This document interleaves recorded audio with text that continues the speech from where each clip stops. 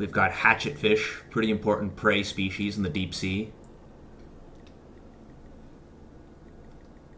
There's the viperfish. Yep, I think their heads are a little bit too big. Oh, going way up. Anglerfish, yep. Oh, it is supposed to be a moon jellyfish. I don't know them to have oral arms that long.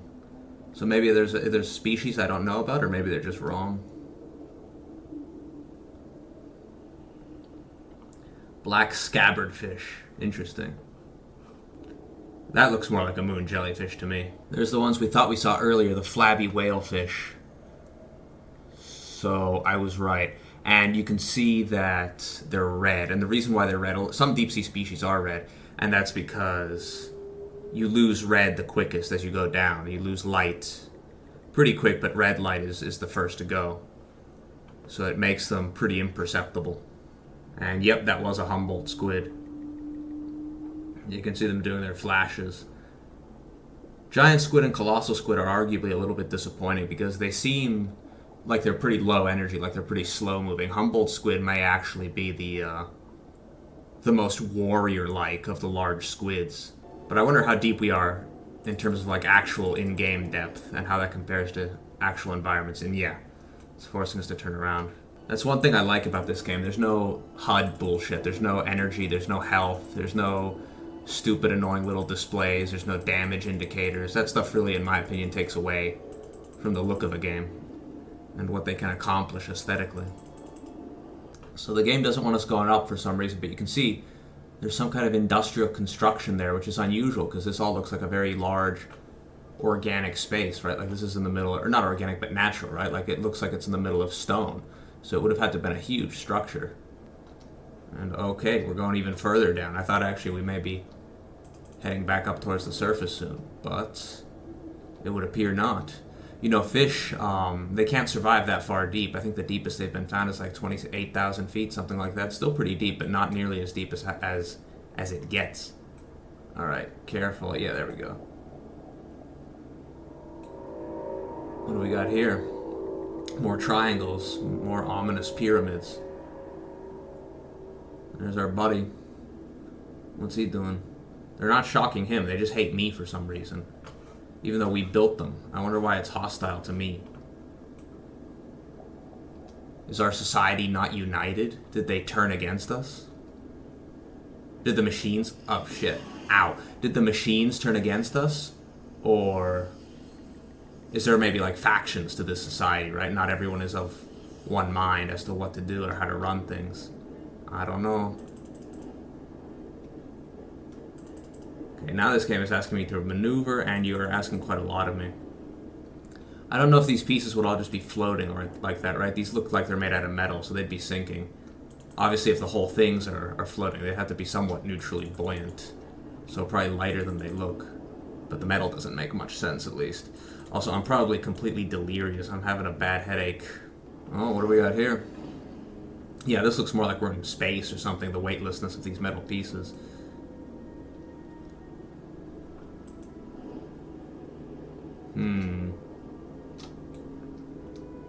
That thing's still pulsating, so I assume it's still aggressive. But interesting, different, What are we doing? Yeah, come on. And down this shaft here. We're in the bowels of the machine now.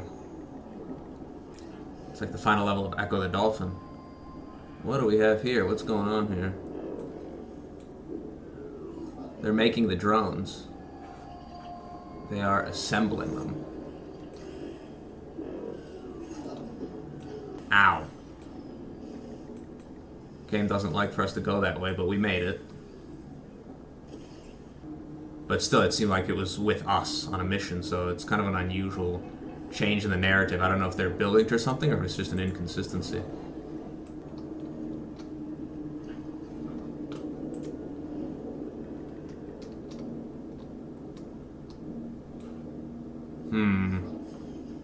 Oh, look at these. These are interesting. They're drones.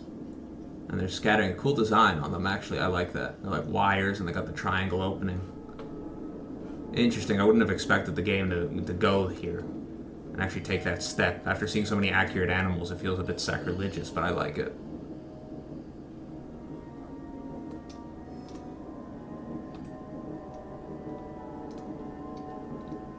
So the drone is watching, an eye in the sky.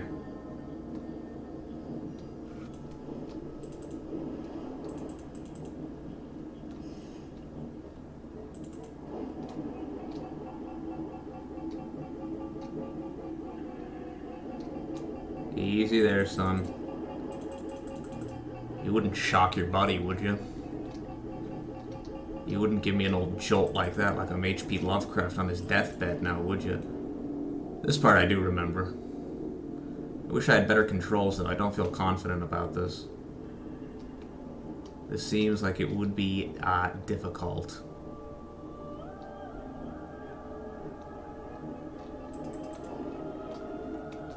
Alright, let's just take our time with it.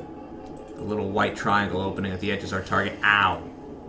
Okay, we weren't paying attention. Oh, we're gonna get lit up here, aren't we? Ow! Alright, stand by. Technical difficulties. Coming, perhaps. Is it gonna make us restart after enough fails? I feel like it probably would. They're really hounding us. Ow. It's not easy to get through. Alright, we need to think more carefully. Can we go down?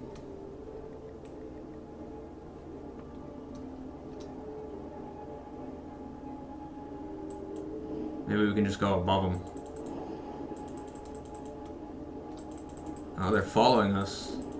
Or maybe it might just be random motion, but it certainly feels malicious. Alright, we may have to go down now for this part. Nope.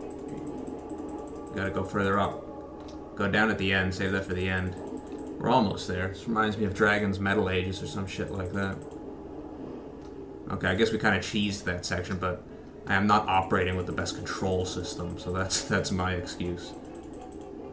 Alright, let's head for it.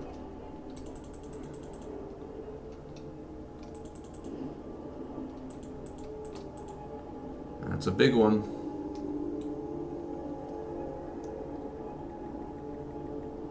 No, it's really like Jaws Unleashed. We got a great white shark wandering into these giant structures and fucking them up. Ow. Little EMP or something. Well, he looks pretty screwed up, I would expect. That looked like quite a shock. I'm surprised it actually did that much damage to the structure. Maybe they're quantum, right? They can't take any kind of particle noise at all. Otherwise they'll decohere. Yeah, that's gotta be it. Oh, what's happening? Seems like it's been blown up. Seems like we did it. Oh, we're hurting. Seems that last shock screwed us up more than we thought. I don't know why an EMP would correspond to physical damage necessarily, but maybe that was just part of the explosion.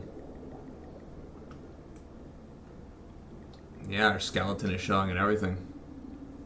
We are in dire straits.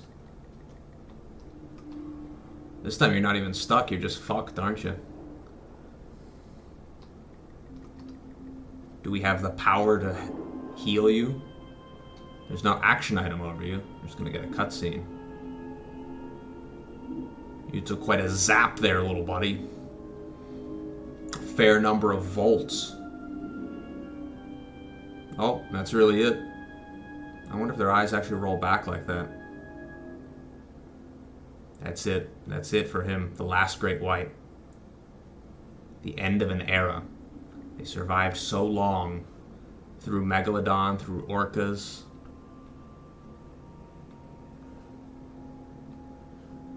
Only to finally die by the successors of man.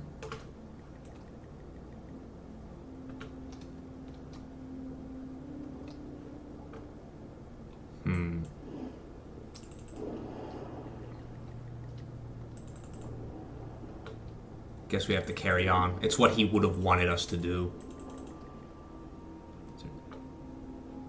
This kind of reminds me of the Cities of the Flying Polyps. That might be another game we play. There's not really that many games I want to play. There's maybe like one or two more. But I don't know what order we're going to do things in. Lily pads. And here we go. This looks pretty empty. I love the use of empty space, as I've said time and time again.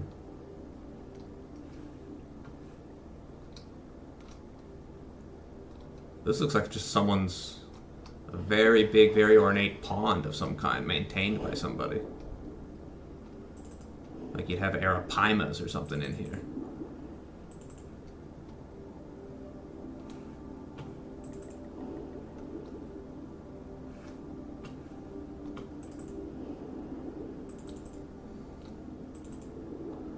So who's in here right now?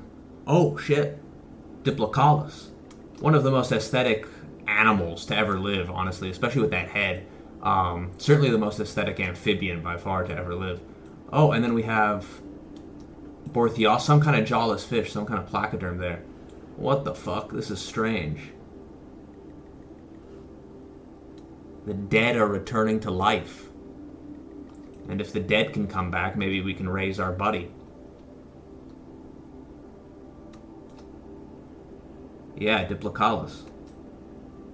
Unmistakably. Not the only amphibian to have a similar boomerang-shaped head at that time, but certainly the one that did it the best aesthetically. They wore it the best. Best fashion sense. Interesting that they're just here. We didn't have to do anything. They were just in here. This pool clearly holds secrets. Yeah, frogs. And turtles. This really does feel like a whole other world. Not sure what kind they are, though.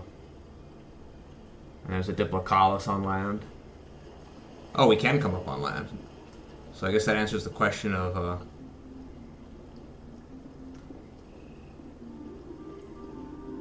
why we were standing in the murals.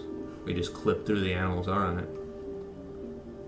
Not sure what kind of turtle that is. Snapping turtle? No, it's a tortoise. Hello, Diplocalus. So if a Diplocalus was about 1 meter, that would put us probably at about 4 feet, 4.5 feet, I'd guess. Which is about what I was thinking. So that would make the viperfish a bit oversized, the ones we saw back there, I think. What do we got here? I don't know what you'd call this style of architecture, but I really do like it.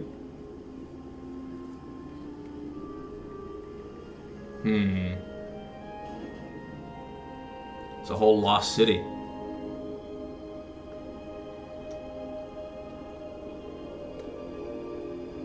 It must really do wonders for people that actually did have the privilege of living in truly beautiful environments. I mean, it makes a difference to anyone. If you live somewhere that's like dreary, that's urban in the middle of the city, versus if you live somewhere where there's nature, where there's flowing water, where there's animals around, I think it benefits your state of mind tremendously. We got doves there. Again, with the same thing as a great white shark, they're beating their wings too frequently for how little they're moving. I'm sure there's some kind of reason for that, but also like, no, you know? Alright, let's go in. But to just be surrounded by aesthetics everywhere can make the rest of your life a lot more bearable. Even if you're not making as much money as you want, even if there's other things to think about, there's other stressors, it's still like, well, at least I live in the city of God, you know? At least I am a part of this. At least I am this, right? It gives you a certain platform. Okay, we got a chain there. What do we have here? Oh, a little pliosaur, and it is Helicoprion. We were just talking about them, speak of the devil. In artwork, they're usually depicted as lacking the ammonites. Different from nautiluses, you can tell because they're a lot more advanced. They have a more developed eye, and they have the fewer tentacles that are more defining of the more derived cephalopods like squids and octopi. Nautiluses have like 30, 40 tentacles, which is a more primitive feature. Shoot. We've just got Gar here. I guess because they're so ancient, right? Even if they're still alive, they're from the same era, you could argue. But yeah, let's see what we got here.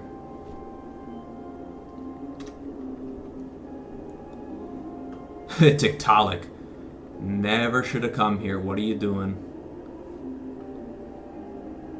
I gotta pay bills because of you, stupid motherfucker.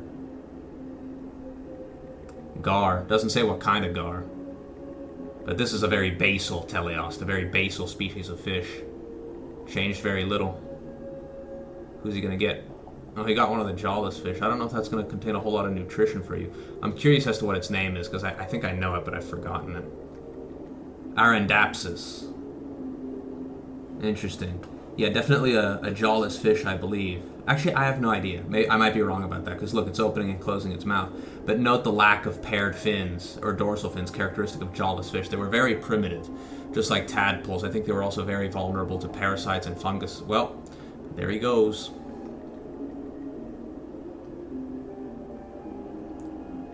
Oh shit. A canthode. It's a spiny shark. I don't know if that's actually a type of spiny shark. It must be the type species, if so. But these guys are awesome. They are actually their own class of fish. Fish are a much broader group than we give them credit for.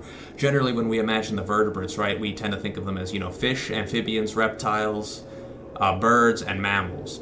And except for fish, that's kind of true, right? Those are all their own classes of organisms.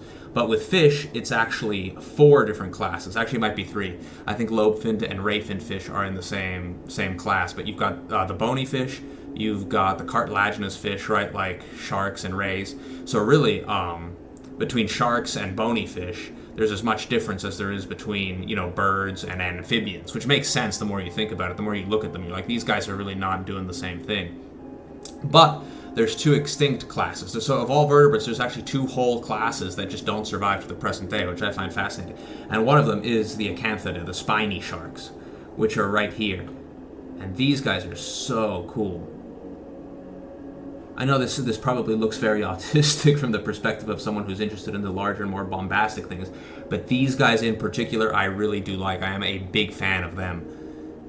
So I'm just gonna look at them for a while. But yeah, they're awesome. But anyway, they are their own class. They were their own class of fish. And some of them had paired spines in addition to their dorsal fins, behind the dorsal fins and before the anal fin. So, sometimes when people want to justify dragons in speculative evolution,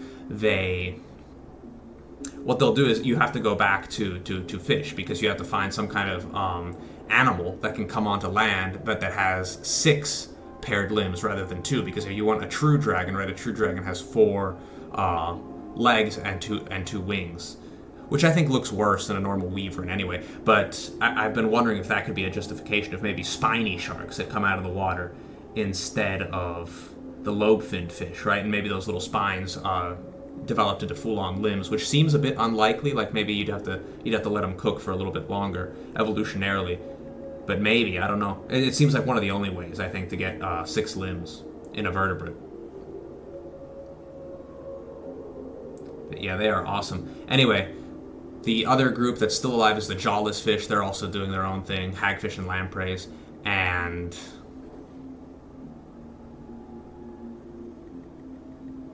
the other one are the placoderms, which are extinct. The little guy that was either a jawless fish or a placoderm, that may have been the first placoderm, but otherwise I don't think we've seen any yet. There's Diplocaulus. Stop killing the Diplocaulus. Oh, it's a Dolichorhinops. Now, if I recall, these guys are actually not pliosaurs. They are actually very basal, or either very basal or very derived plesiosaurs, right, that had not developed the long neck or did not evolve it. And plesiosaurs and pliosaurs themselves are pretty close, but it's kind of like a group within a group. So it's kind of like a legless lizard, right? You have the split of these related groups, and then you have a split within that split where it comes to resemble more the other one more. They were featured in Walking with Sea Monsters, I believe, as kind of the protagonists, but they're pretty cute. I like them. Very well modeled. I think oceanic creatures in general are more aesthetically pristine than land animals, and it's for a very simple reason. They have more pleasing silhouettes because they don't need as much perpendicularity. When you get to land animals, you tend to need limbs, and limbs tend to interrupt the silhouette to things, which makes them slightly less aesthetic. Right, so if you think of the basal forms of things, right, if you think of very abstract glass sculptures and stuff, the more beautiful things of those are the ones that can just be elegant with their own curves and their own silhouette and their own organic, streamlined shape, as opposed to something that needs a bunch of practical projections, right? So I think sea creatures are better at that because they don't need limbs. You take away some of the beauty of things when you add limbs, right? Kind of like how when you add mirrors to a car, right? You kind of ruin it a little bit.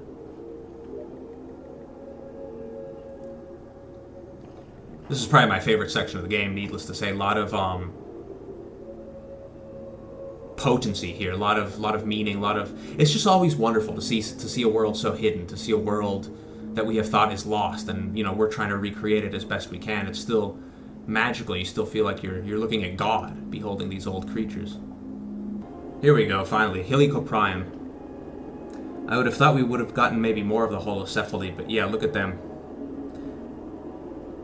I think in speculative evolution, I've often thought, is there any way we could get a shark that could defeat Megalodon, right? If we could create one that could dethrone Megalodon as the largest macropredatory shark. And it seems very unlikely to me, especially with how big Megalodon's been getting. I think some estimates have gotten up to like as much as 28 meters, which is insane to me. I don't believe that. But if it's true, that is absolutely insane. Even 60 feet is insane for a macropredator. It's pretty much unheard of in all history. And anyway, I think if we are going to beat Megalodon, the time periods that would be optimal to do that in would either be in the future, right? Maybe the continents will shift a little bit more, and we won't have the breakup of the currents that currently happens, right? Because currently, the closing of the Panama Canal broke up a lot of currents that made the oceans a lot less energetically efficient. Usually the warmer oceans are more energetically efficient than the poles, which makes sense, right? Because it's warmer. But today, in our modern era, it's reversed. The Southern Ocean is actually the most energetically productive, which is why we've kind of seen a falling off in how large things can get and the sheer diversity and scale of the ecosystems permitted. So I think if the continents shift again and that opens up, we could get a big shark again. Maybe coming from the mackerel sharks, maybe coming from the great whites, the lamnidae. They might be able to do it, or it might be in the Triassic, right? And it wouldn't be a shark per se; it would be a holocephaly, because we had a lot of interesting sharks going on there. We had the Triassic ichthyosaurs. It seemed like a very productive environment, so it would have to be either then or we've got a little species portal there. Cool. We should probably activate that. But yeah, it would have to be during one of those two time periods, I think, if you're going to beat Megalodon. We look pretty busted up. I wonder if we maybe got concussed, our head looks suspiciously undamaged. I don't know if I believe that. Maybe this is just our delusional dreams as we die next to the great white shark. Oh yeah, look at all the creatures I'm seeing. Psychological entities are another fascinating phenomenon too. I should talk about those at some point. I've always wanted a in-depth game about Mothman and Point Pleasant and everything that went down at that time, because I think just in terms of stories, it's my favorite cryptid because just of the lore and everything associated with it. It was very cinematic, very atmospheric. It did resemble a story in many senses. Anomalocaris. Hey, slow down. Though that is way too big to be Anomalocaris, but that's okay. I love Anomalocaris, but its brain was probably very simple compared. Is it chasing the gar? Its brain was very simple compared to even modern like shrimp and arthropods. You can see the body design was designed for stability. It did not need a complex brain to manage that, the way we would need a larger brain to manage, our bipedalism and things like that. But the thing is interesting, right? Because a lot of the time a larger brain does not correspond to higher intelligence necessarily, right? The higher neuron count is just used to better manipulate a sensitive appendage, right? Like an elephant's trunk or something, or for an elaborate sense, like echolocation. But it has a roundabout feature too, where if evolutionarily a group can evolve a bigger brain like that for reasons unrelated to intelligence, that clade then has that bigger brain that it can then use for other stuff, right? It's already developed that platform, right? Kind of like how if you have already bought a sports car, right, you can go racing, right? Now that path is open to you, even though maybe you didn't buy it for that purpose. So evolution likes to do things like that. Oh. Are we going to wake Dunkleosteus? This game came out, I think we will see Dunkleosteus, but this game came out before the revisions to Dunkleosteus, when it got taken down from 30 feet to the more tuna shape sort of thing. Yeah, this is definitely a highlight of the game for me. The colors are a bit dimmer, but that kind of adds to the atmosphere. It's almost like the textures that you associate with paleontologic art that somehow always seems to amplify the fact that these creatures are lost. Paradise lost. So farewell fear and farewell hope. No, I got it backwards. Dumbass idiot. So farewell. So farewell hope, and with it farewell fear. Evil be thou my good. Okay. Oh, so if we just press shift, we can come up on land. Maybe that's where the secret is at. I like the movement on land more than I do the movement underwater. Butterflies. See, the jerky movement of them actually is more accurate. Oh, maybe we gotta head up there.